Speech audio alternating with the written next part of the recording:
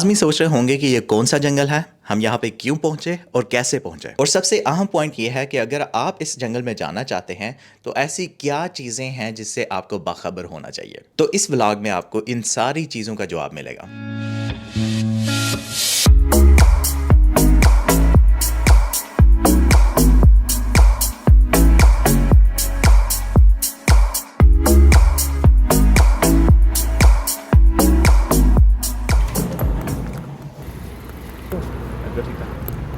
ओए होए होए होए होए होए, मतलब के इंतजाम। आज किधर जा रहे हैं हम ईगल नेस्ट ट्रेल जा रहे हैं। ईगल नेस्ट तकरीबन 1.5-2 घंटे के फासले पे एक हाइकिंग का ट्रेल है। इसके बारे में अचानक से हमें ऐसे पता चला कि हम में से एक शहजादा कहीं तुक्के से यहाँ से होके आया था और उसको शौक चढ़ा हुआ था कि सारे चलते हैं। अब हाइकिंग के ट्रेल्स के कुछ लेवल्स होते हैं। हमारे लिए हाइकिंग का ट्रेल ये भी होता है कि एक छोटा सा पार्क हो और उसके अंदर ढलवान हो जिसके ऊपर थोड़ा सा हम लोगों ने चढ़ के जाना है, तो वो भी हमारे लिए एक हाइकिंग का ट्रेल। लेकिन ये वाला हाइकिंग के ट्रेल के लेवल्स में से हाईएस्ट लेवल में आता है और इसके बारे में हमें कोई पता नहीं था और ना ही उन भाईजान ने हमें कुछ बताया। एक तो हमारे प्लान्स में भी आखिर तक कुछ क्लियर नहीं होता। अब ओरिजिनल प्लान ये था कि हम लोगों में से एक ने आके दूसरे को पिक करना है, दोनों ने मिलकर तीसरे को पिक करना है, तीनों ने मिलकर चौथे को पिक करना है और फिर रवा दवा होंगे अपने हाइकिंग ट्रेल की तरफ। और वहां पे तकरीबन 12 बजे तक हमें पहुंच जाना चाहिए था। हमारे तो जूते भी उस हिसाब से हाइकिंग वाले नहीं थे और भी बड़ा कुछ नहीं था। मैं आपको बताता हूँ सारा कुछ। मेरे एक दोस्त को पिक करना। अच्छा, सारे खाने का बंदोबस्त। ओह जबरदस्त। Left right.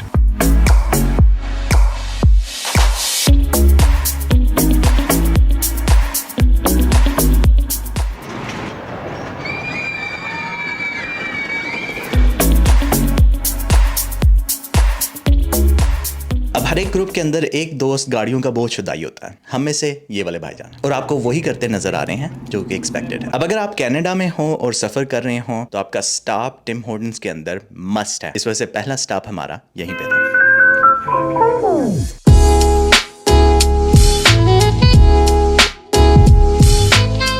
वॉलेट चेक करें, इसको खरीदने का लिंक बायो में होगा।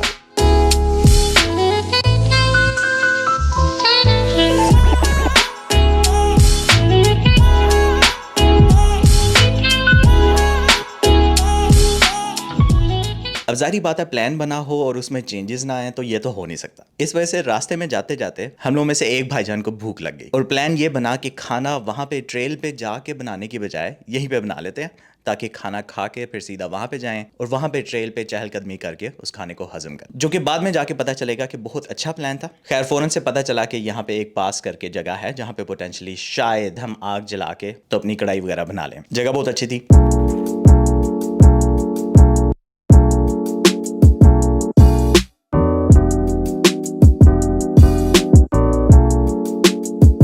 पहले तो हम लोग यही डरते रहे कि यहाँ पे शायद आग जलाने की इजाजत नहीं है, फिर इर्द गिर्द लगे हुए साइंस को पढ़ के मेक श्योर किया कि जनाब लगा सकते हैं आग। लगाइए आग।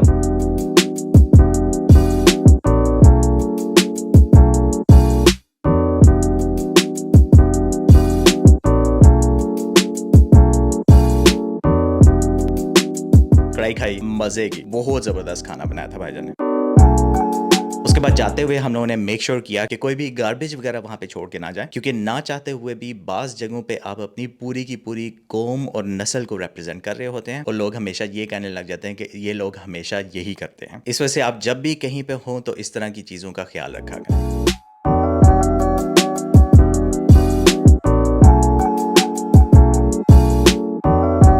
अब क्योंकि प्लान के मुताबिक तकरीबन 12 बजे तक हम लोगों ने वहां पे पहुंचना था और दरमियान में प्लान चेंज हो गया था, तो इस वजह से वहां पे तकरीबन हम लोग 3-4 बजे तक पहुंचे।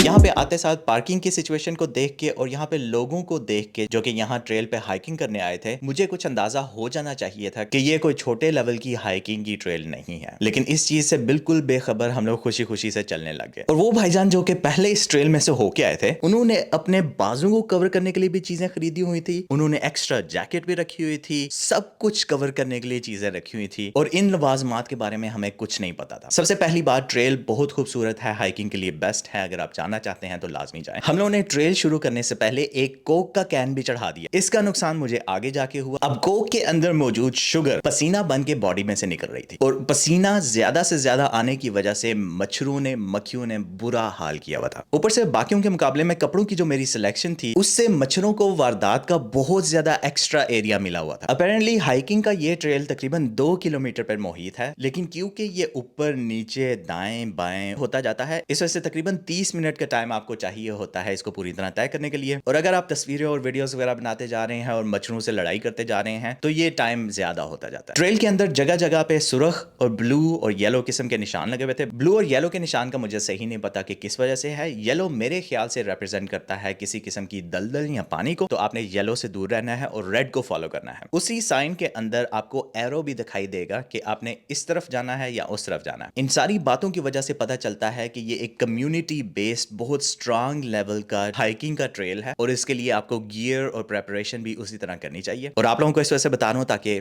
आप लोग हमारी गलतियों से सीख जाएं। इस ट्रेल के एंड पे वाकई जो नज़ारा है वो पैसे पूरे करने वाला है।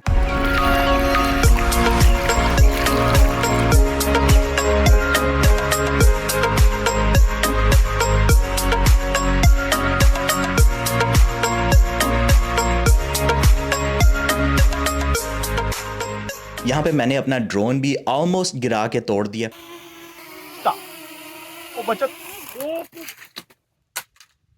बचत होगी।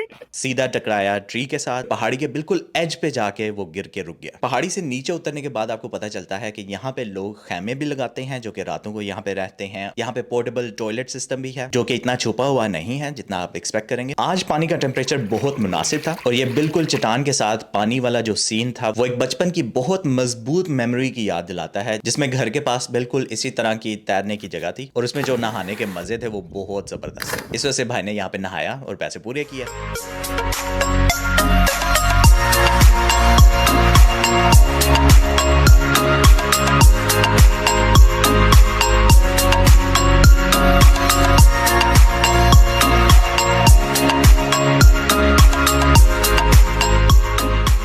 अब यहाँ पे आके अंदाजा हो गया कि जो खाना पहले खाने वाला फैसला था वो बहुत बेहतर था, क्योंकि यहाँ पे आके मच्छरों के साथ लड़ने की वजह से प्लस हाइकिंग करने की वजह से हम लोग में इतनी हिम्मत शायद ना होती कि हम लोग खाना खाते, और अगर खा भी लेते तो उसके बाद बहुत ही सुस्ती हो जानी थी। अब यही 45 मिनट का सफर वापसी पे जाते हुए हम लोगों ने आधे घंटे बल्कि 20 मिनट के अंदर तय किया, क्योंकि ना रिकॉर्डिंग वगैरह ज्यादा की और ना ही कहीं पे ब्रेक ली, क्योंकि जहाँ पे भी ब्रेक लेते थे मच्छरों की भरमार हो जाती थी। जब हम लोग वापस गाड़ी के पास पहुंचे तो हम लोग में से एक ने सारे रूल्स और साइंस वगैरह को पढ़ा तो पता चला कि यहाँ पे पॉइजन आईवी और पोटेंशियली स्नेक्स और दूसरे जानवर भी हो सकते हैं, जिनके बारे में अगर मुझे पहले पता होता तो कभी भी इस ट्रेल के अंदर ना जाता। लेकिन बात वहीं आ जाती है कि इस ट्रेल के एंड पे जो नहाने का मजा था उसने सारे इस रिस्क को पूरा कर दिया। ड्रोन का गिरने की वजह से कुछ कैमरे के इश्यूज आ गए थे, लेकिन अभी तक खुद ही से ठीक हो गया। आज क्योंकि कैनेडा डे था इस वजह से काफी फायरवर्क्स वगैरह भी हो रहे थे।